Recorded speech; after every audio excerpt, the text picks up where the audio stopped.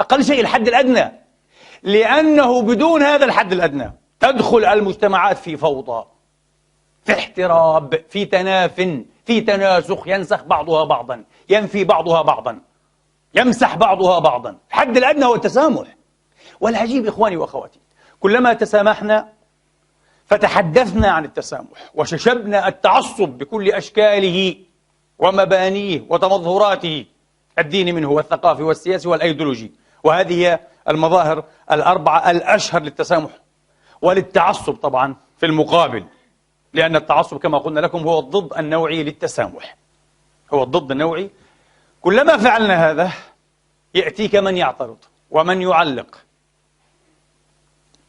ومن يريد أن يقيد وأن يحدد وأن يأتي بألف تحفظ، ويأتيك من يريد أن يشطب على كل الكلام ليقول لك: وهل أتسامح مع قاتل أبي؟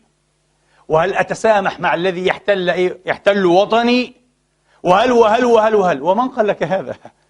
من أفهمك هذا؟ هو أصلا غياب ثقافة التسامح.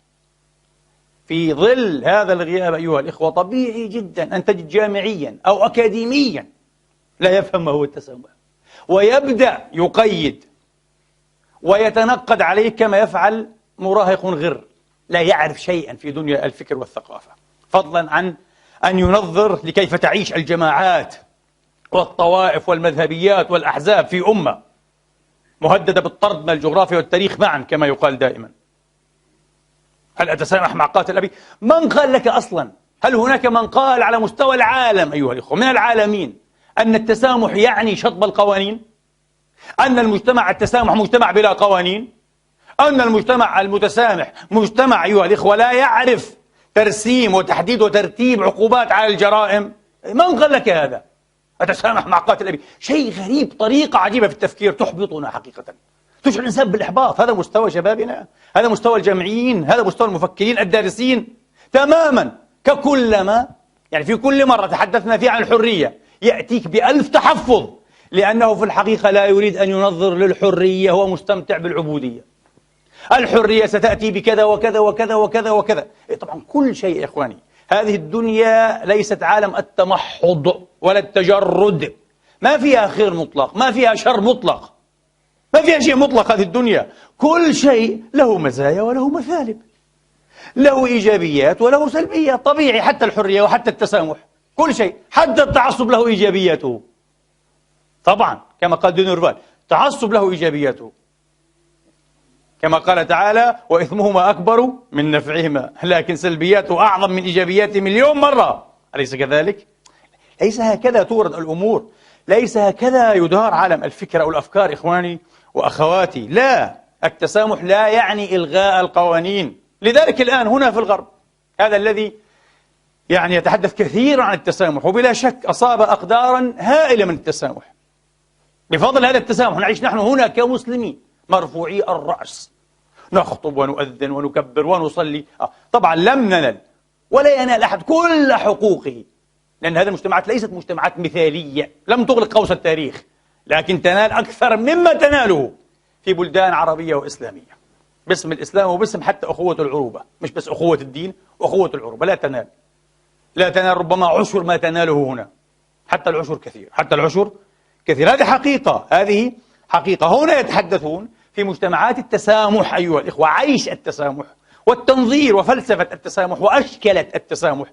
يشكلونهم حتى على على مفهوم التسامح، يتحدثون عن التسامح المتعصب كهربرت ماركوزي، يقول لك هذا تسامح تعصبي. طبعا حين لا تعطي الناس القدر الكافي من المعلومات، من الحقائق، من المعطيات، حين لا تمكن الجماهير والعامة من أن تصل إلى مصادر المعرفة ومصادر المعلومة، تسامحك هذا التسامح قمعي. طبعا لأن هذه الجماهير في نهاية المطاف ستسير في اتجاه السلطة التي تخلق لها الرأي وتحدد لها اتجاه. يقول ماركوزي هذا تسامح قمعي، يؤشكل هذه الأشكلة، يؤشكل مفهوم التسامح. هذا شيء جيد جدا ونبيل ومتقدم، هذا متقدم فكريا وثقافيا إخواني وأخواتي. يتحدثون عن زيرو تسامح، يقول لك إذا أشياء معينة هناك زيرو، صفر تسامح أو تسامح صفر. مثلا إذا أخذت في الأطفال ما في تسامح، زيرو. لا ينبغي لدولة على الإطلاق ولا جهاز أمن أن يتساهل. يقول لك تتسامح مع هؤلاء الوحوش، مع هؤلاء الغيلان الذين يخطفون الأطفال، يعدمونهم مستقبلهم أو مستقبلاتهم من جهة التعبير، يدخلونهم في دائرة جهنمية من تجارة الجنس والمتع والفسق. شيء غريب. طلبا للنقود أيها الإخوة، طلبا للمال، طلبا للثراء الفاحش السريع، خطف النساء بالملايين. وطبعا هذه المرة نساء بيض، هذا الرقيق الأبيض مش الرقيق الأسود، بالملايين. خطف النساء، تجارة الأعضاء، جرائم قتل مقننة يحدث هذا في الغرب الأوروبي والأمريكي. تسامح صفر يقول لك، وبعدين بدخلوا الإرهاب عاد، وهذه قصة كبيرة، قصة معقدة. لكن الإرهاب إذا اتفقنا على أن شيئا ما هو إرهاب حقيقي، التسامح صفر. ما في أن تنفذ برنامجك السياسي، تمارس ضغوطات سياسية بقتل مدنيين عزل لا ذنب لهم. هذا هو الإرهاب الوقح القبيح، لا ينبغي أن يتسامح معه أحد تحت أي ذريعة. قتل وحجز أيها الإخوة، واختطاف مدنيين، أخذهم كأسرى، عزل لا علاقة لهم، لكي تفرض خيارك السياسي، هذا إرهاب بلا شك. هذا إرهاب باسم الدين، باسم الوطن، باسم أي شيء لا يعنيني، هذا إرهاب. التسامح معه صفر.